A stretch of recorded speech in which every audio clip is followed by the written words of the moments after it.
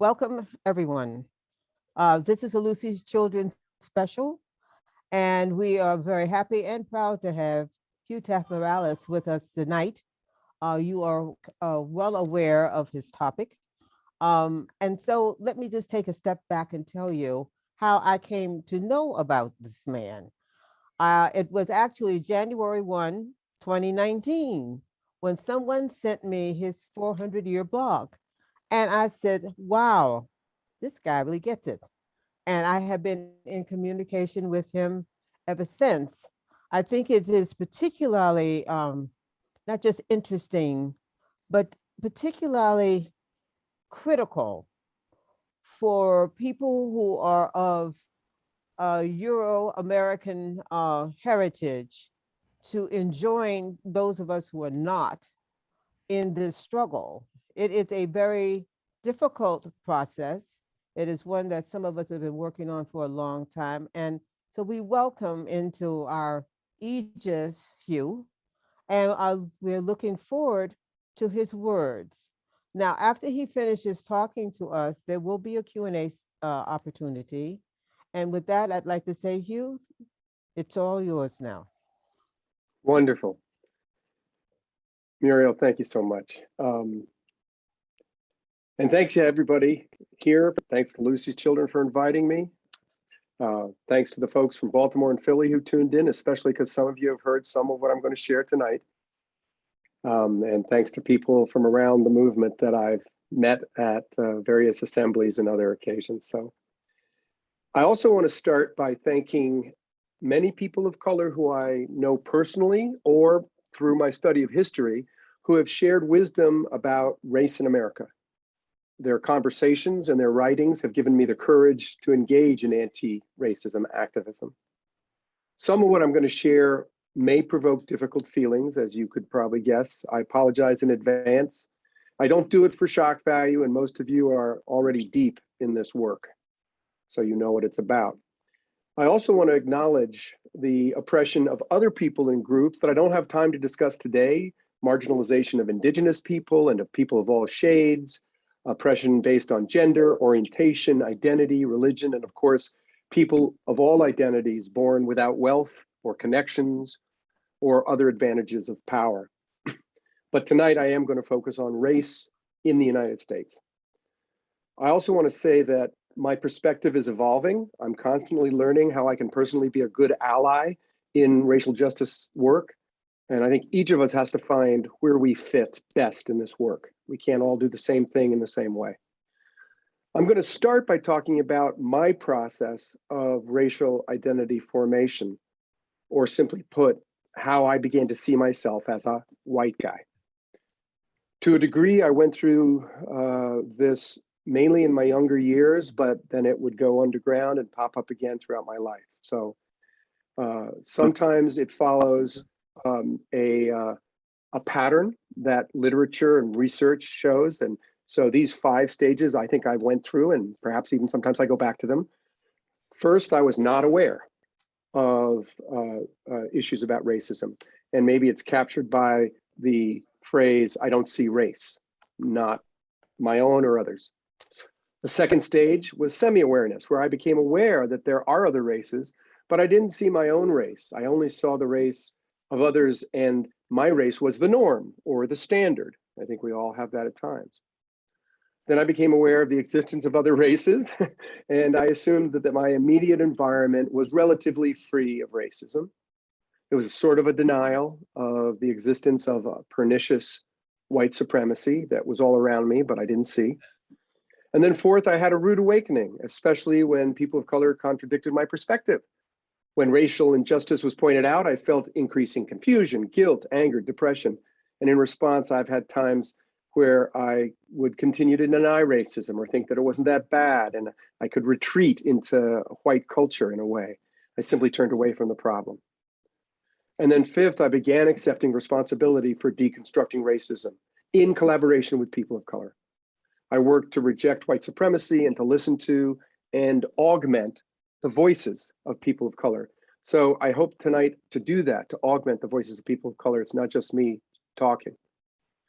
I'm going to continue to try to understand the construct of whiteness and its relationship to my evolving identity and work in racial justice. But I'm going to not focus on the developmental models. I just want to share some twists and turns in my own journey regarding race and racism from a young boy through my teaching career up to today.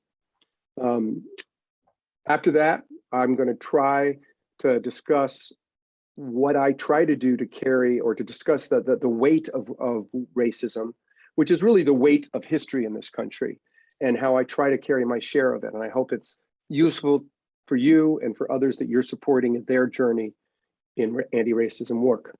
So let me start my story. I admit that memory is unreliable at times. So we tend to magnify our suffering, our dwelling on various things. And I realize that in telling my story, we almost create ourselves. So I just want to accept the fact that part of remembering is actually creating meaning in a way that helps us move forward. But the earliest memories I have of race are from Worthington Hooker Public Elementary School in New Haven, Connecticut, where I grew up. At lunchtime in the cafeteria, I had particularly well-stocked lunchbox, at least compared to some of my classmates. And they'd often notice and say, hey, how come your mom packed you 2 cookies? Can I have one? And eager to make friends, I'd share. As the year went on, I expanded my sharing, and some kids would casually ask me for money, a dime or a nickel. And if I had some money, I'd share. And it happened more, and it seemed to be an easy way to make friends. I don't know when precisely I began to realize that almost all the kids that were asking me were African American. I began to feel uneasy about this pattern and maybe afraid that if I didn't give something, I'd disappoint them or anger them.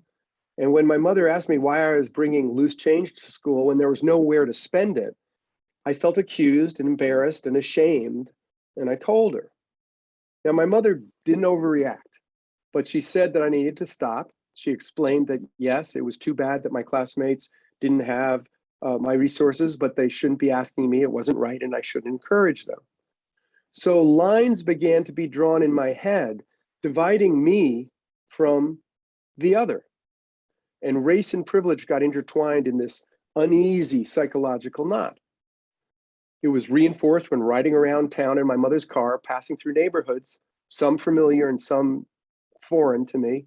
And to my young eyes, New Haven, Connecticut in the 60s was a city of ethnic neighborhoods. I lived in the Anglo-Irish section near East Rock. Italian classmates tend to cluster near Worcester Square in West Haven. My Jewish friends lived downtown.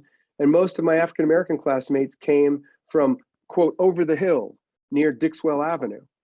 And only when driving through the Black neighborhoods did I notice real poverty, neighborhoods where I was told I shouldn't roam. In 5th grade, difference, fear, and race came into sharper focus during my first year at Hampden Hall, a private school with few students of colors. Martin Luther King was shot and killed. The next day, a Friday, my teacher offered something like a public safety announcement. She warned us to be all white children in this classroom. She warned us to be careful heading home that day and over the weekend. She said, watch out where you go in this city because Black children are upset and angry. And that sank into me, adding more fear into this mix of privilege and race. I began to see myself as a target because of my whiteness. Soon my family moved onto the Yale College campus. I was a faculty brat and I felt pretty safe, symbolically and physically protected from the rest of the city by this Gothic architecture. Campus courtyards and plazas were my playground, and some of the Black college students I knew became role models for me. My parents were close to 2 in particular, Calvin Hill and Kurt Schmoke, both stars on the Yale football team. They came to my parents for help starting up a daycare center across the street from my house, open to everyone, but particularly created for Yale University maintenance and service workers who they felt were getting a short shrift. It was a project that bonded them with my family. Now, Kurt Schmoke was a Rhodes Scholar, ex-mayor of Baltimore, and now the president of the University of Baltimore, visited my family a couple of times in Canada during the summers of the late 1960s. And I remember him saying that it was refreshing to be in a country where he was pointed out for being different, not for being Black. He was a role model for me and continues to be to this day. Back then, his very soft-spoken and gentle nature was a jarring contrast to the more turbulent state of race relations in the country and in my psyche. In 1969, the turbulence around me and inside me increased because my father had a sabbatical in Berkeley, California. 1969 was a hell of a year to be in Berkeley, with anti-war and race protests on and off the University of California campus. My own middle school, a massive complex of buildings, had just been renamed to honor Martin Luther King. Martin Luther King Jr. High School was where a lot of frustration and anger stirred up by his murder was palpable in my classmates of color who made up a majority of the school. My fear increased as I was approached more often and more assertively by Black students who were asking for money. They'd say, "Can you give me a quarter?" And I'd say, "I don't have any money." And they'd reply, "If I find any money on you, can I keep it?" And fearing being searched and exposed as a liar, I'd usually give in and empty my pockets. Lunch hour was a particularly problematic time for me as a seventh grader. I developed a type of radar where I'd scan the playground and the hallways for kids looking to pick a fight or pick my pocket. And I'd hang out in chess club. That was my solution, my retreat from the hallways and the cafeteria.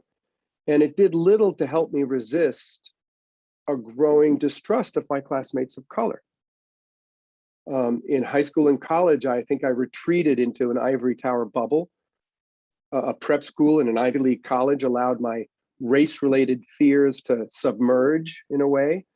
I was embracing of the narrative that civil rights and affirmative action were changing the world and racism would soon disappear, no problem. And I could retreat to these sort of sanctuaries of dominant white culture. As I grew closer to a Black roommate of mine in college, I thought that maybe being their roommate helped me escape from the more nefarious effects of systemic racism because he and I were great friends and still are today. And as I became an adult and started a family, I think maybe I assumed that I had sufficiently processed this incredibly complex issue. I felt pretty comfortable well into my teaching career. I thought I'd done an admirable job teaching US history to relatively privileged white kids and a sprinkling of scholarship students who were usually students of color. I taught about slavery and Jim Crow and the civil rights movement, reinforcing progressive faith about real but modest steps towards racial justice. We watched Eyes on the Prize every year, and that nurtured a faith and a deep respect for the icons of the movement: King, Abernathy, John Lewis, Diane Nash, James Farmer, Stokely Carmichael, Fannie Lou Hamer. And I began to feel less comfortable in my sort of confidence when 15 years into my teaching career, I became director of diversity, the first one at this small private school. I became a conduit for racial discontent. As students and parents and teachers of color got to know me and trust me, they would share their negative experiences. And my faith in gradual liberal change began to crumble. I was no longer able to just say the right things. Now I was asked to change the system and confront racism that had seeped into every nook and cranny of our culture at the school and in America that I hadn't really seen before. The more that Black students and parents and teachers told me their stories, the more I felt uncertain whether I was going to be able to challenge racism.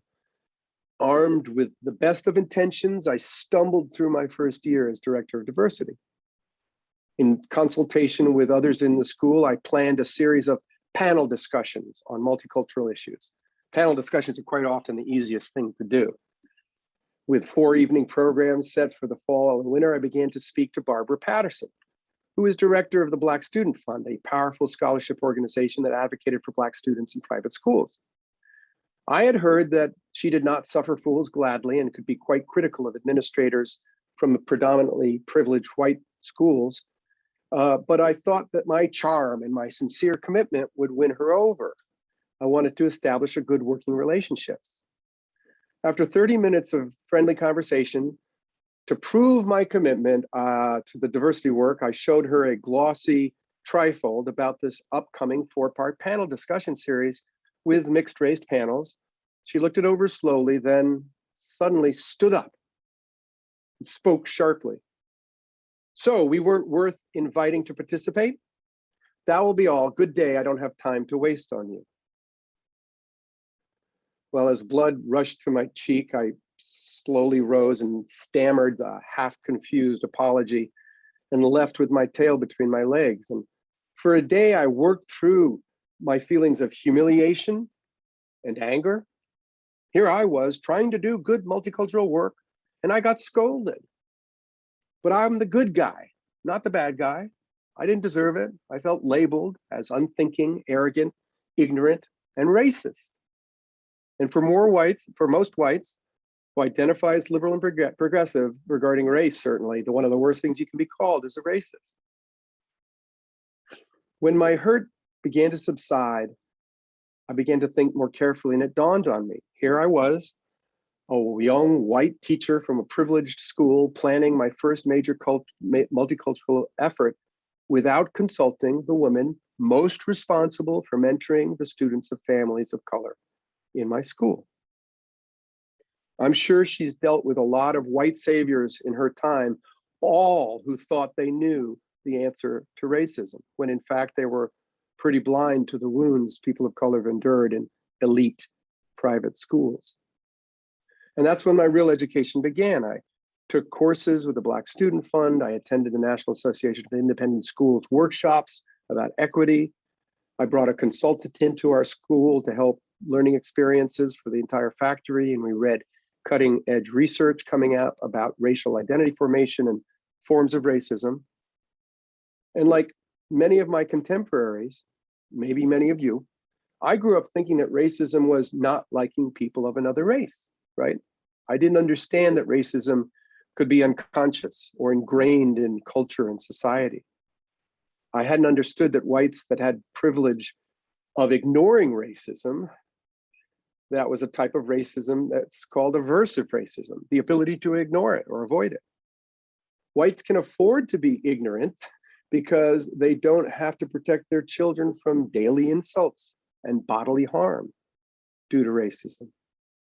So this was about the time that I began to read and reread many classic works by consciousness-raising Black authors, Frederick Douglass, Sojourner Truth, Booker T. Washington, James Baldwin, Lerone Bennett Jr., Du Bois.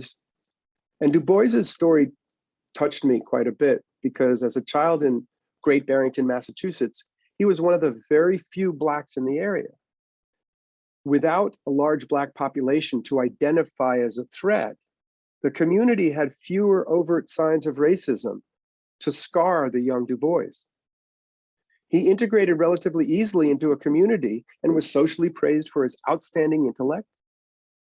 When he noticed racial distinctions as a child, it was not until he attended Fisk University in Tennessee that he was confronted forcefully with real racial hostility. And so in developing his worldview about race, Du Bois wrote about the problem of the color line at the center of American life in 1900. And most of you know about this color line that creates an abstract veil between him and full enjoyment of opportunity in America. And as he became more estranged from his country, that estrangement gained more power in his life. He wrote, "Why did God make me an outcast and a stranger in my own house? The shades of the prison house closed around about us all, walls straight and stubborn to the whitest, but relentlessly narrow, tall, and unscalable to sons of night who must plod darkly on in resignation or beat unavailingly palms against the stone or steadily, half hopelessly watch the streak of blue above." On the other side of that veil, he saw whites reaping full benefits of America. But more subtly, he wrote about the fact that the color line doesn't exist merely between whites and Blacks, between Blacks in the white world. It was drawn within Black souls. It cut consciousness in half, denying wholeness. Du Bois writes, "It is a peculiar sensation, this double consciousness, this sense of always looking at oneself through the eyes of others, of measuring one's soul by the tape of a world that looks on in amused contempt and pity. One ever feels his two-ness, an American, a Negro, two souls, two thoughts, two unreconciled strivings, two warring ideals in one dark body, whose dogged strength alone keeps it from being torn asunder." Now, such an inner division, which was caused by and reinforced racism, attacked the integrity and psychic unity of African Americans, making full and free participation in society difficult. A second related way the color line benefited whites in 1900 is that whites saw the color line as being solely within Black people. And as a result, not something that they, as white people, had to deal with, right? If this was a problem only within the souls of African Americans, it's for Black people to solve. Now, historically, the problem was defined as what to do with Black people. That's how white people talked about the problem during Du Bois's life, most of it. In the late 1800s, certainly. In government circles, it was not seen as a clash of cultures, but rather the problem of the very existence of Black Americans. That's very similar to the way Americans talked about indigenous people.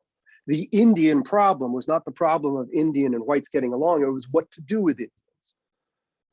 So Indians and Black people themselves were identified as the problem. And even allies of Black people often place the problem comfortably in the heart of the downtrodden that they intend to serve. Listen to how Du Bois describes this sympathetic white asking in so many words, quote, this is to Du Bois, right? From a white person. "How does it feel to be a problem?" Du Bois doesn't answer. He rejects the legitimacy of the question. It's not a question that seeks the whole truth, but a question framed by whites that place the problem in the souls of the other. So the wisdom I gleaned from Du Bois helped me support students of color dealing with that same double consciousness of feeling both a part of a majority white community and different from it. I tried to confront administrators or teachers who saw the problem as primarily in the kids of color. I also hoped to help healing those inner divisions caused by racism. These divisions, if left untransformed, inhibit wholeness. Interestingly, I found a shadow of this two-ness within myself as a part of my growing identity as a white person. The concept of whiteness was both relatively new and controversial. And many people knew of the work Du Bois's The Souls of Black Folk, but few of them knew about a follow-up piece he published in 1920 called The Souls of White Folk. It critiques the colonization of the lands of darker-skinned people. Du Bois admitted that, quote, "the discovery of personal whiteness among the world's people is a very modern thing, a 19th and 20th century matter. Indeed, the ancient world would have laughed at such a distinction." Halfway through my work as a director of diversity, I started a white identity group, which people saw as controversial, and some denied there was anything such as whiteness. Many whites identified by their ethnic or country background, Italian, Irish, Mexican, English, but they didn't really identify as white. And one reason was they felt this two-ness. Now, there's another reason why many whites didn't like to use I self-identify as white, because we were meeting as whites, and up till that point, most of the times when whites gathered to talk about race in the United States, it often indicated a meeting of Klansmen or neo-Nazi, right? But in my role as a director of diversity, I thought it was important for the white teachers to talk about concepts of whiteness.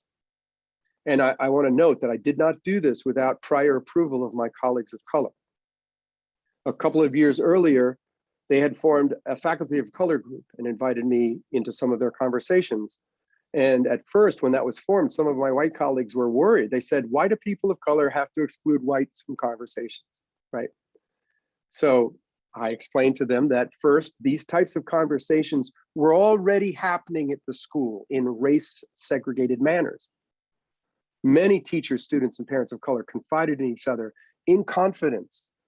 They shared their frustrations at navigating this primarily white and privileged institution that was often blind to their struggles. So my colleagues of color would offer sympathy to each other in the parking lot, or they'd give advice over the phone, or it could just be a knowing glance during a faculty meeting. By offering faculty of color an official space for this conversation, I explained to my white colleagues the issues could be confronted more intentionally and more effectively. Faculty of color appreciated the space. It acknowledged that there was an issue, and it helped push our institution towards a more honest conversation about race. Now, some of my white colleagues didn't feel safe discussing race, afraid, especially in mixed groups, because they were afraid that the questions that they might ask would be considered insensitive or ignorant, maybe because some were. But rather than working through their own resistance in order to grow, many of them would just tolerate when I would begin talking about multiculturalism, or if they had to do an exercise on it or something. Now, the white-on-white discussions had the ultimate goal of sharing with our faculty of color questions, hopes about overcoming racism. So the idea was that these groups did get together and have more honest conversations. But when I was just with faculty of color, I saw this two-ness come out, this split of identity. Now, it was an echo, let's say, of the two-ness Du Bois discussed in his writing. I want to be very clear. I don't mean to appropriate Du Bois's use of the word two-ness or lapse into a common refrain about how we're all victims of racism, so why can't we just get along? I know that the division within Black people in America is exponentially greater than the two-ness I ever felt in me. Nevertheless, it was still a painful two-ness that kept me divided and less effective as an anti-racism activist. I also admit that whites I worked with all had their unique take on our conversations and their relationship to white identity. And I think every generation has different approaches too, something that I think we have to do better at admitting and working through in ethical culture. But many of those in my generation felt this internal division. The two-ness I felt in me was like a question was being asked of me from Du Bois. I imagine him saying, how does it feel to be a problem? Questions posed to me by people of color were on the surface pretty clear. How does it feel to belong?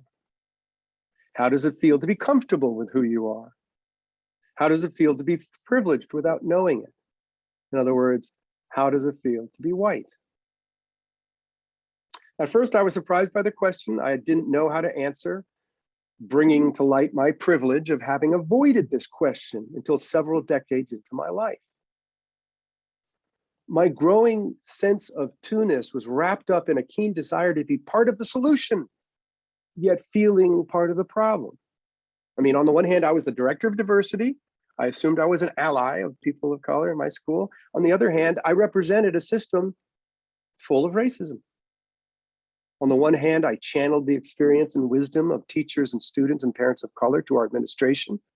On the other hand, as a white, I could remain comfortably outside of the veil that confined them or defined them as others. On the one hand, I was dedicated to racial justice. On the other hand, I had inherited a lot of unearned privilege. On the one hand, I was an anti-racism activist, and on the other hand, racist assumptions and habits remained within me, some that I had not yet discovered. Probably still today, for certain. So some of this two-ness manifested itself in the familiar white guilt that we all talk about. I felt caught in an inner dialogue that reduced me to an unintentional but guilty participant in ill-gotten gains, right? Invisible white privilege. This is a part of the double-edged sword of white privilege. One of the consultants that I used, Elizabeth Denevi, said, the inequities in such privilege are obviously painful to people of color, but they can also be painful to white people, many of whom feel that it strips them of their individuality and turns them into unappealing stereotypes. I get that. I hear that from many whites today that I talk to about this. Now, I could hear, though, Du Bois encouraging me from 100 years in the past to get over it in a way, okay? He wrote, I insist that the question of the future is how best to keep these millions from brooding over the wrongs of the past. He believed that we should focus on building a larger, juster, and fuller future, is how he said it.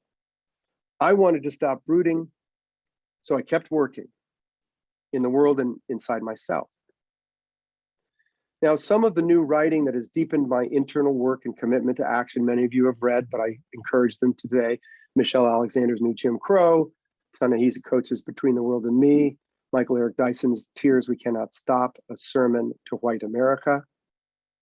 When reading these, my Tunis came back, but I understood it better and it burdened me less.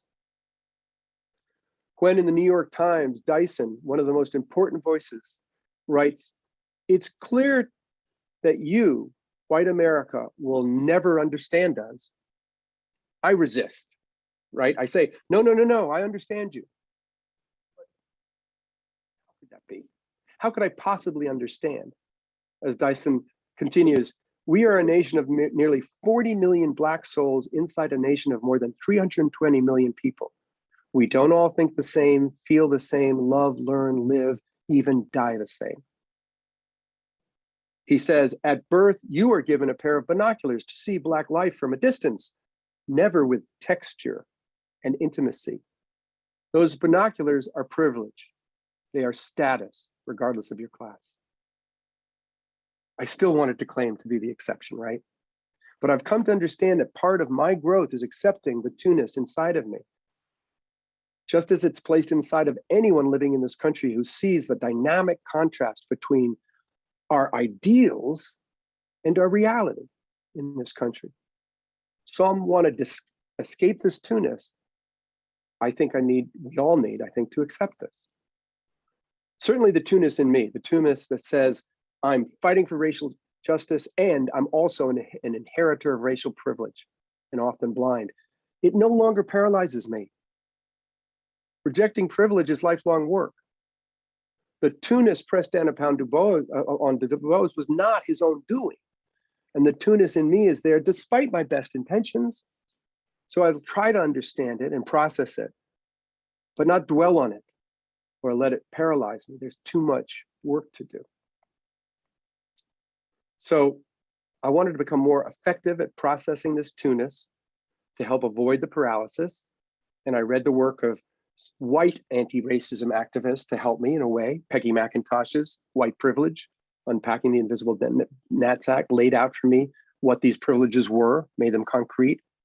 I read Tim Wise's White Like Me, Reflections on Race from a Privileged Son, which helped me channel my anger and fear and awkwardness. And by the way, email me, I'll send you this talk, you'll get all the book titles in there. Wise also encouraged me to talk less and listen more, which is ironic because I'm talking tonight, but I was asked to do it. But to know the history and speak the truth requires plenty of listening. So I listened more to my colleagues of color. I listened to the voices of contemporary writers like Daniel Tatum, who wrote, Why Are All the Black Kids Sitting Together in the Cafeteria? Which I still hear today from white people who don't understand why. In a way, simplistically blaming people of color for quote unquote self-segregation, when it was really about survival. I learned to heal by reading Wendell Berry's The Hidden Wound. He writes, quote, if white people have suffered less obviously from racism than Black people, they have nevertheless suffered greatly. The cost has been greater perhaps than we can yet know. If the white man has inflicted the wound of racism upon Black men, the cost has been that he would receive the mirror image of that wound into himself. As the master or as a member of the dominant race, he has felt little compulsion to acknowledge it or speak of it. The more painful it has grown, the more deeply he had hidden it from himself. But the wound is there, and it's a profound disorder, as great a damage to his mind as it is to his society. I hope that by not denying the wound in me, I'll be better able to look past it at the deeper, more systemic wounds of people of color. I hope it allows me to carry my share of the weight of history in our country, a weight that crushes so many Black Americans. Now, for the rest of my presentation, take a deep breath. I want to focus on this weight born without consent, without adequate compensation by Africans brought against their will to this land and by their descendants, generation after generation. About the weight of history created by slavery. How do those of us lucky enough to live comfortable lives who want to help lift up this weight do that? Whether we're confident, timid, unsure, how do we do better? How do we do this when our brutal history feels like it's going to crush us flat should we try to carry it? I think we need to carry this weight in ethical culture. And in 25 years of teaching about our nation's ingenious system of race-based oppression, indentured servitude to chattel slavery, to sharecropping, to Jim Crow, segregation, lynching, discrimination, to today's criminal justice system, how do we do that? So Muriel mentioned my 400 Years project that I began on January 1st of 2019, and I hope you'll check it out at 400years.today. I know many of you have and read my blogs there. It asks people, particularly those who have not been historically oppressed due to the color of their skin, and whose ancestors were given advantages because they were white, to commit publicly to deconstruct white privilege and racism. So I'm speaking to a relatively friendly audience, people who want to do more work. Now, I began this work the same year that I saw the brilliant film titled Get Out by Jordan Peele. Sorry, there's a little bit of spoiler alert, not too much. In it, he unveils what he calls the sunken place. The sunken place is where the character of Chris Washington ends up when caught in a psycho-racist trap of his girlfriend's family. This young Black photographer becomes paralyzed by a surreal white supremacy, brainwashed so that some whites can appropriate some soul and participate in Blackness on their own sadistic terms. A weight envelops Chris, and he sinks down and down and down into the sunken place. I think this film, which Peele wrote and directed, is so powerful because it taps both a particular historical reality for many Black Americans, as well as a universal fear of being trapped under an omnipresent weight. Peele draws viewers in only to reveal this haunting rendition of America's racial divide. I mean, Chris Washington, this character, experiences this ominous series of microaggressions that, highlighted with a creepy soundtrack, warns the viewer of a horrible fate to befall him. As Jordan Peele explains, the sunken place is something Black Americans understand because, quote, we're marginalized. No matter how hard we scream, the system silences us. Can we all imagine being buried by this weight of history? Is that what Peele meant when he tweeted, "We're all in the sunken place"? Dubian Ade, who's an artist and activist, and he writes for the Atlanta Black Star, appreciated how all people who consider themselves part of the current resistance to racism can feel unified by the film, Get Out. He writes that, quote, the sunken place has become an expression of frustration for people who feel more marginalized than ever in the age of Trump. Now, I admit it would be nice to think that a 2-hour film can help unify many shades of people and types of people in a shared repulsion of racism, but it is the specific experience of Black Americans who are denied control of their own bodies that drives this film. It's complicated. As Dubian Ade admits, not only is Chris Washington's body at risk, but his vision for his future too. And Ade writes about himself, he says, the sunken place is real. I spent 12 years in the public education system in New York. Whew. He goes on to explain how underfunded schools with underpaid white teachers taught him to accept being in the sunken place. He was taught that, quote, we would not succeed or amount to anything. We were made to feel embarrassed by our inabilities. We were ashamed of our teachers' fear of us, and therefore ashamed of our Blackness. So, caught in the grips of systemic racism, Ade experienced something similar to Chris Washington's sinking. Ade said, in our vulnerability, we submit to white supremacist power and sink through the floor into the sunken place. Now, when you're in the sunken place, in the film, your body's been taken, your relationships are gone, even your name disappears. As regularly happened to people stolen from Africa, they were given a first new name, often the last name of their master or a famous white person. And I wonder whether that's why Peele named the character played by Daniel Kaluuya Chris Washington, right? I didn't even think of that till reading that review. Washington, the slaveholding father of our country. Ebony magazine, Kaluuya is quoted in, summing up some of the lessons he drew from Get Out. He said, racism is just in the mainstream now, and racism is always here and always has been. So it's like now with the guy in power, referring to Trump, people are just honest about it. So it's exciting that this is probably the most racially visceral time for a long time that this film is coming out. And you know, that's pissed off a lot of people. I'm here, I'm ready, I'm not scared anymore. Well, personally for me, the visceral experience connects the film Get Out with other current works about racism. This visceral sense is stirred up in me, and certainly in many Black people who are trapped under the weight of supremacy.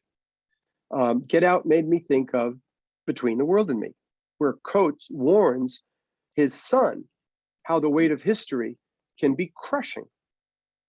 Habits and structures of bigotry made life fundamentally unfair, he told his kid. How danger stalks young Black men like nightmares or horror films. Coates told his son Samori how police departments are, quote, endowed with the authority to destroy your body. Coates described the embodied nature of the threat. Racism, he said, is a visceral experience. It dislodges your brains, blocks airways, rips muscles, extracts organs, cracks bones, breaks teeth. That reminded me of When They Call You a Terrorist by Patrice Kahn-Crullers, when she describes how the trauma inflicted on Black bodies is driven so deep into the body that it becomes in the cellular level of the body. And now Resman Menaker is exploring this in his work. Many Black parents who, like Coates, have to give similar talks to their children find that their love and their fear is intertwined. And it's why Coates explains, this is one of the hardest quotes I've had to read. Coates says, quote, Black people love their children with a kind of obsession. You are all we have and you come to us endangered. I think we would like to kill you ourselves before seeing you killed by the streets that America made. This is a philosophy of a disembodiment, end quote. What a terrible thought for any parent to have to carry. Now, Coates explained that this thought is part of an oppressive system that creates meaning. He said that white supremacy is a crime and a lie, but it's a machine that generates meaning. And that meaning is powerful and dark.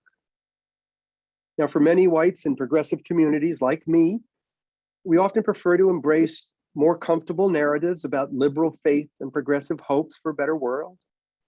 Despite the crushing reality of 400 years of oppression, we like to believe one of our most accessible heroes, Martin Luther King Jr., when he says that the arc of moral universe is long, but it bends towards justice.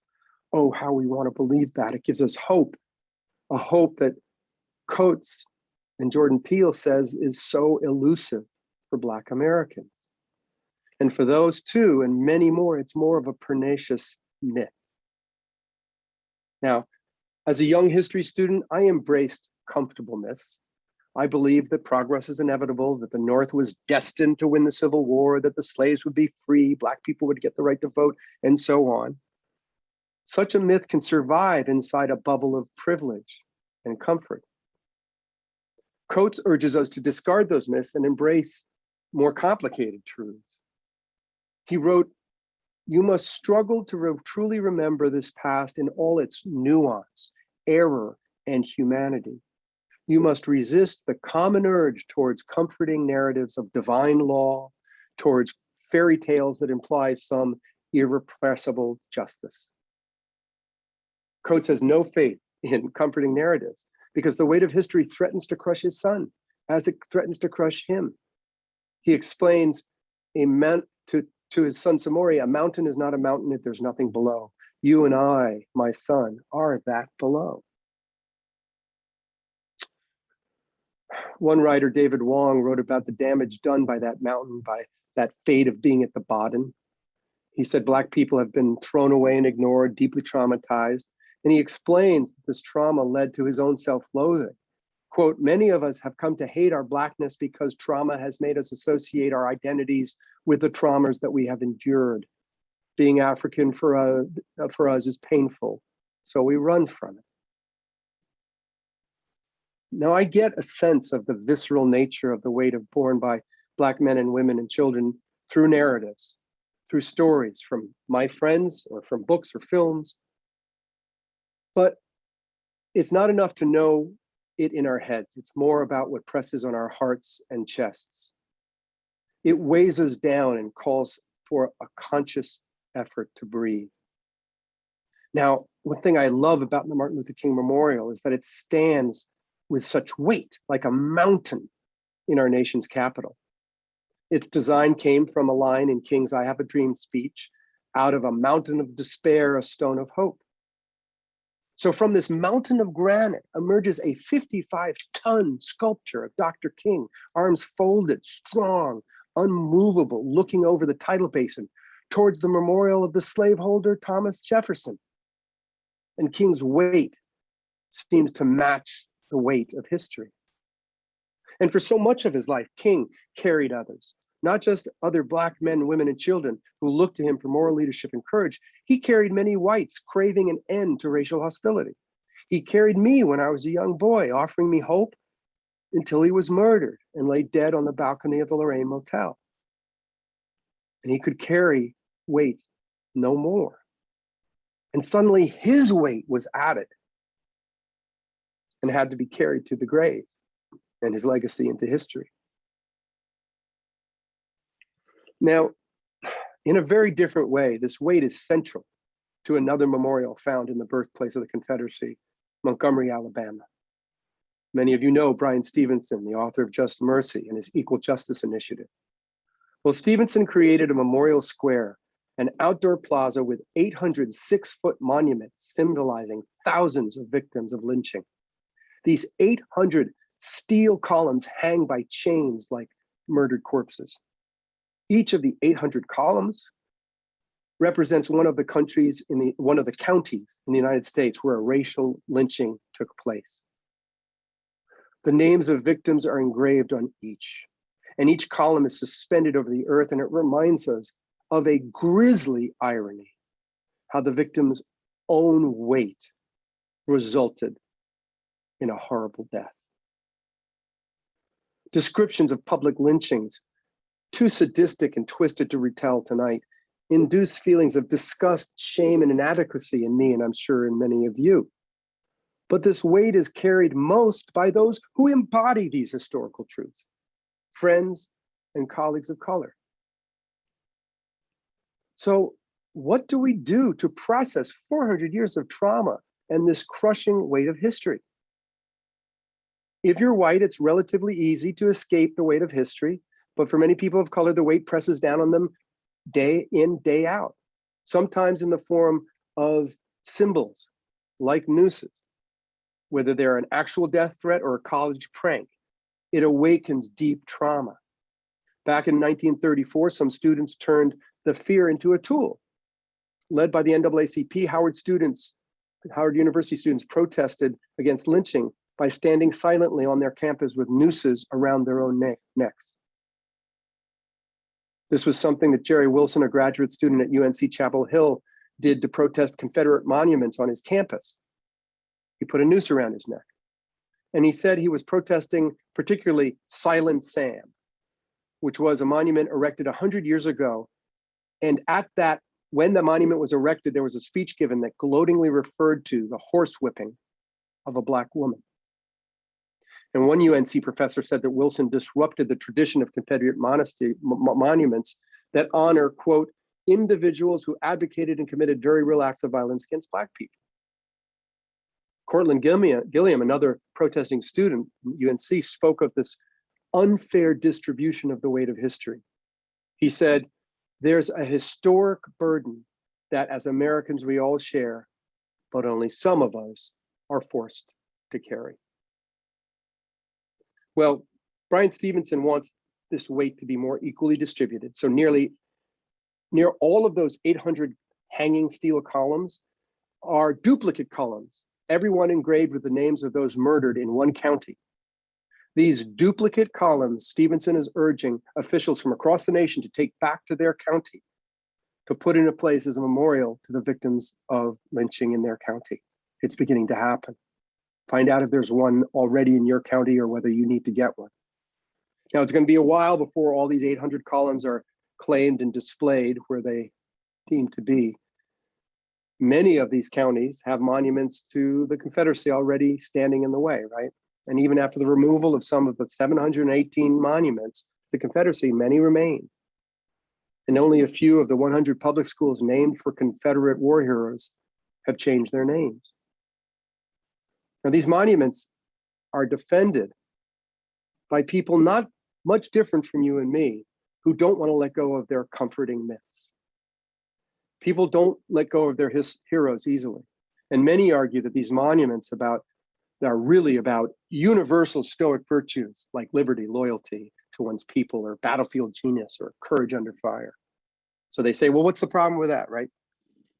Well, there's a story of one decorated military veteran, General Stanley McChrystal, that I want to share, because he came to see the problem. He wrote about growing up with comfortable myths, obscuring the reality of racism. He grew up in Virginia and said, from my earliest days, Robert E. Lee felt close at hand. I attended Washington and Lee High School in Arlington, Virginia, and began my soldier's life at Lee's alma mater, the U.S. Military Academy. Today, if Lee still lived in my neighborhood in Alexandria, Virginia, we would be neighbors. And so that's why when McChrystal was a cadet, he so admired the statue of Lee at West Point.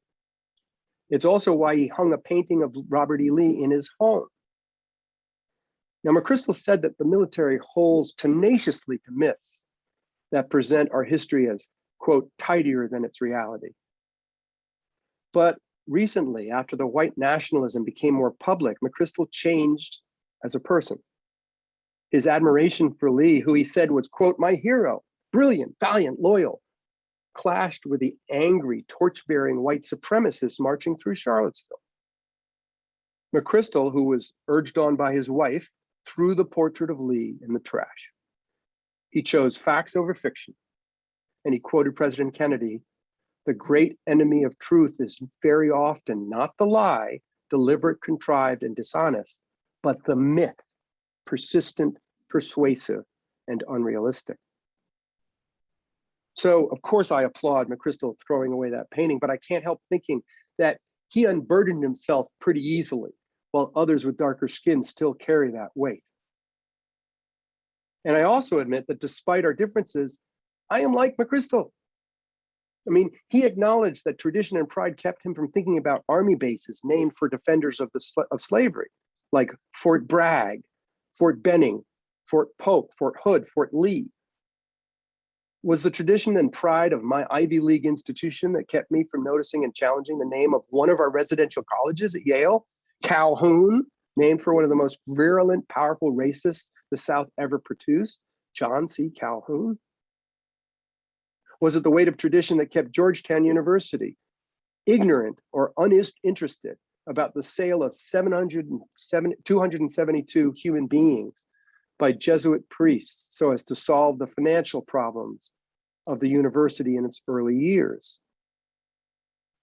Professor Dyson there, was that weight what made him feel, quote, pride tempered by profound grief at the sight of Georgetown students demanding some form of reparation from their college? Now, I search for silver linings. I love stories about redemption, where whites like McChrystal and institutions like Georgetown begin to do the work of anti-racism. But I'm also aware that Ta-Nehisi Coates is right when he says that whites accused of racism are obsessed with the politics of exoneration. I know that I have been at times. I don't think that whites who do anti-racism work should seek exoneration, should seek some magical cure from Tunis. We have to know the history and tell the truth, something that school districts around the country are unwilling to do today. But I think we have to engage with a deep and painful narrative about the wounds of 400 years of oppression. If it means admitting that some of our own ethical culture leaders reflected racism in our nation, then we have to do that. We saw how that went over 2 years ago. David Muzzy, one of ethical culture's most prominent historians, does the disservice in his book, History of the American People. For example, he smears Reconstruction era African-American political leaders. While it's true that corruption crippled Reconstruction, Muzzy exaggerates the flaws of Black leaders, painting them all as manipulated, dishonest, or incapable. In one passage, he writes, in the exhausted Confederate states already amply punished by the desolation of war, okay, you got that? In the exhausted Confederate states already amply punished by the desolation of war, the rule of the Negro and his unscrupulous carpetbagger and scallywag patrons was an orgy of extravagance, fraud, and disgusting incompetency. For a century, this distorted interpretation, shared by many Americans, and in the popular film Birth of a Nation, the most popular film in America in the 1920s, helped block efforts to offer education and economic opportunity to people of color. We have to carry that weight. And what about our founder, Felix Adler? For his time, Adler was relatively enlightened and spoke out in defense of victims of, quote, cruel race prejudice, such as is entertained against the colored people of the South by the more brutal whites. Through his work to promote rights of African Americans, Adler did a lot, and he deepened his empathy across racial lines. That screen share is one ahead of where we want to be, I believe. Adler wrote, I remember a long evening, which I once spent in the company of a leader among the colored people, one of the best men I've ever known. I looked that night into a suffering, sensitive human soul, and I tried to put myself in his place. I realized the hardships of his lot, the anguish that I myself should suffer if I were in his position. I think he was speaking about Du Bois. That's what I believe. Unfortunately, just as we here are affected by racism, Adler did not escape the ugly racism of his time. He claimed that whites were better in their ability, quote, to distinguish between the criminal and the innocent. Now, with at least a modicum of appreciation of the historical impact of slavery and the realities of social injustice in America, Adler wrote that Black people, quote, that in consequence of the long centuries of slavery, okay, so at least he admits that, but then he says, their family relations are often unstable, while they are apt to shield the colored criminal from the arm of the law. That's that third quote. In consequence of the long centuries of slavery, their family relations are often unstable, while they're apt to shield the colored criminal from the arm of the law. Without much other context, we must carry this weight. We have to be honest about roots of racism in our tradition so that we can pull them out one by one. It humbles us and it reminds us of our work. I mean, why was I so surprised that following Hurricane Katrina, Black people were treated like cattle? herded into fenced enclosures and held for days, shipped out of New Orleans without any means of returning to their homes. Tim Wise remembers indignant whites asking, how can this happen in America, right? But if you know the history, you'd understand that disempowered people of color have been moved regularly by their oppressors. Africans on slave ships, Native Americans in reservations, Mexicans driven off their land, Japanese Americans interned during World War II. So Wise asks sardonically, when has the displacement of the powerless not happened?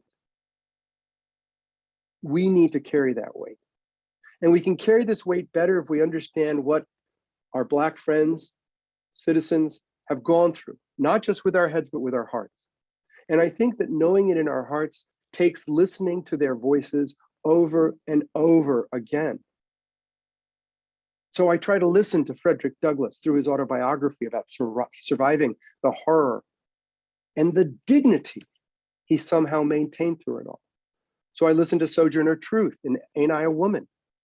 I mean, despite multiple forms of overlapping oppression, she met Abraham Lincoln, recruited Black troops for the Union Army, rode Washington streetcars to force their desegregation. She was the Rosa Parks of the 19th century. And I read Du Bois to really get the painful two-ness endured by people of color in a nation that says, you are an American, but you're not fully an American. And I'm not there yet. So I need to read James Baldwin's Fire next time to help me understand the fires that burned in Ferguson, where people were fed up and desperate. And my saying understand does not mean encourage or condone, as my critics will tell me I am doing. So I read the writings of Bell Hooks, who struggled to explain differences in a way that no longer necessitates domination of one group over another. We have to know the history and tell the truth because the past is still alive in the present structures and modes of power, regardless of what those freaking out about critical race theory say. This is a lot of weight to carry. But I have faith, not faith in comfortable myths, but faith in each other and in our community. We can do anti-racism work if we carry deep inside as a faith of human goodness and in our community. If you can find energy and courage working with others in ethical humanism, you might surprise yourself transcending the fear or apathy in ways that you never believed you could. I know it surprised me. So I want to end with one idea, and I appreciate you being with me this long. When I hear the ethical culture mantra, bring out the best in others and you will bring out the best in yourself, I know it works for me. I know that my own ethical growth depends on how I affect others. And I know that other people are wonderfully unique and beautiful and complex. But what I didn't appreciate till relatively recently is a multicultural angle of this mantra. If eliciting the best in others brings out the best in me, then wouldn't eliciting the best in a diverse group of others bring out a diverse collection of strengths in me? Seek to elicit the best in a diversity of others, and you will bring to light a wide diversity of what's best in yourself. If we can learn to do this work better, to make sure historically and currently marginalized groups have the resources and opportunities to bring out their best, not to be told what to do, we just might help transform our nation's history of racism and humiliation and exploitation into a future that honors inherent worth, reason, and compassion. And if you think this talk was long, this is only part of an ongoing discussion. It's incomplete, and I'm still searching. I have faith that we can strengthen our anti-racism activism. So know the history, tell the truth, understand present structures of power, heal yourself, act in ethical relationships with others, have faith, and together let's carry this weight of history. Thanks for doing this work. Thank you, Lucy's Children, for doing the work you do, and thanks for being here tonight.